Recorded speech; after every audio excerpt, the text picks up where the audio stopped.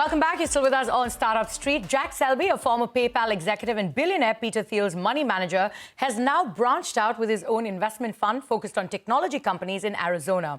On the sidelines of TI Global Summit in Singapore, Selby, managing director of Thiel Capital, discusses with Aishwarya Anand how the current economic climate is impacting the tech sector, outlook for venture investing in a higher rate environment, and the exuberance in AI. Take a look. Jack, tell me, what is Thiel Capital's investment strategy, and what are some of the components do you look at when you're selecting your portfolio startups? So I'm a managing director at Thiel Capital, which is the family office for Peter Thiel, based in Los Angeles. But I also run a venture fund in Arizona called AZVC. I was going to come to it later. Yes, well, because I can answer in the AZVC context. And so with that fund, we're sector agnostic, and we're Series A and beyond, and that's really our mandate. So we're just trying to find great entrepreneurs and back them and help them grow amazing businesses. Coming back to Thiel Capital, I wanted to understand how many startups have you backed, and how has the growth been for the companies there? Give us some of the interesting solutions that you've come across that made you go like, oh wow, that's really interesting. You know, I think the more interesting way to think about it are the ones that we've missed. Peter's best skill among many, many, many is that he was a world-class hiring manager, myself notably excluded. But he hired, people that went on to start SpaceX and Tesla and YouTube and LinkedIn, and the list goes on and on and on.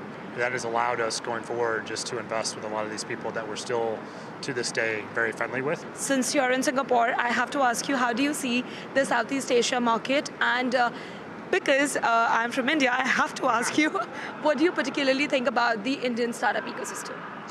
So in Southeast Asia, I think there's a lot of promise. Certainly there's a ton of capital.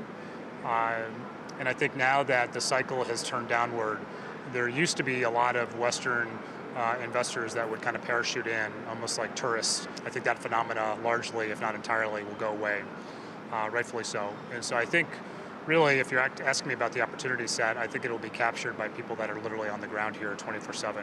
With respect to India, frankly, it's an amazing opportunity set. I wish I'd spent more time there. But the reality is I'm not on the ground there, and I really think the Indian domiciled, based on the ground 24/7 VCs are the ones that are positioned best to capture those opportunities. Okay. Talking about opportunities, the buzzword for VCs this year has been generative AI. There has been an exuberant amount of money that has flown into AI startups. So how do you look at it? What is your view on the entire situation? So exuberant is a very good word to describe it. Listen, I think my personal opinion on this is that there's going to be a bifurcation within the AI world. So on one side, I think they're going to be the AI superpowers, if you will. So I think the big publicly traded tech companies, Alibaba, Microsoft, Google, the list goes on, they will be part of that group, as will be some very well-funded startups, quote unquote. So Sam Altman is probably the best example of that, and some others. There's a human capital bottleneck, constraints. I mean, how many world-class AI engineers, PhDs, scientists are there? And so outside of China, I think the number's in the low thousands. So it's really quite a limited sample set of truly, truly talented people. So I think those superpowers will do their thing, and they'll move the dial forward for all of us. And then the other side of the bifurcation is that I think AI is going to be ubiquitous. I think that it's going to be pervasive. And I think it's going to be just a new ingredient that is going to be part of the mix or the recipe that almost every startup is going to have to consider. So with my Arizona fund, for example, we've made roughly about 10 investments so far, and about 7, 8 of those have AI as a core component. Talking about the exuberance, when it comes to VCs pouring in the money into startups, we've seen in the last 2 years a lot of ripple effects of it. Crazy valuations. Then this year they have been slashing valuations by extreme amounts. You've seen the collapse of SVB, layoffs. The entire ecosystem has gone through a lot. So tell me, where do you think things went wrong, and how do you see it panning forward, in the next few years? So I think this dynamic that you just described is the most important consideration for both entrepreneurs and for venture capitalists. So What I mean by that is that after the great financial crisis, interest rates were basically zero for 13 plus years. So the money was very easy to come by.